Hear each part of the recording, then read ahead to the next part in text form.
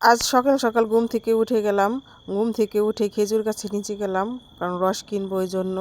আর ওই যে রস খেজুর গাছ থেকে নামাইতেছে, আর যিনি রস নামাইতেছে তিনি আমার সম্পর্কে মামা হন। তো রস নামানোর পরে রসগুলা ছেঁকে নিতেছে, কারণ রসের ভিতরে অনেক মৌমাছি থাকে। আর রস ছেঁকার পরে এই রসগুলা প্রত্যেকটা হাঁড়িতে মাপবে, মাইপে মাইপে বিক্রি করবে। এই যে রসগুলা মাপতেছে, আমরা কিনে নিব এই জন্য। এই যে একদম ফ্রেশ তরতাজা রস, এ রসে কোনো ভেজাল নাই। একটা গাছ থেকে নামানোর রস খেতে অনেক ভালো লাগে।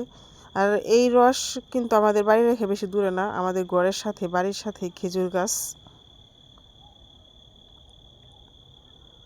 তো এই রসগুলো আনার পরে আমরা এই হাঁড়ি থেকে জগে, পাতিলে ঢেলে রাখতেছি। আসলে হাঁড়ির ভিতরে বোঝা যায় না যে রসটা কত লাল, পাতিলে ঢালার পরে বোঝা যাইতেছে রসটা অনেক লাল, খেতেও অনেক ভালো, মিষ্টি। তা আহাত বলতেছে আহাতের জন্য 1 গ্লাস রস দেওয়ার জন্য, তো 1 গ্লাস রস দিল। আহাত বলতেছে আমি একটু নিরিবিলি জায়গা কুয়াশার ভিতরে দাঁড়িয়ে রস খাবো, এই জন্য আহাত খেতেছে। তো ভালো থাকবেন, সুস্থ থাকবেন, আল্লাহ হাফেজ।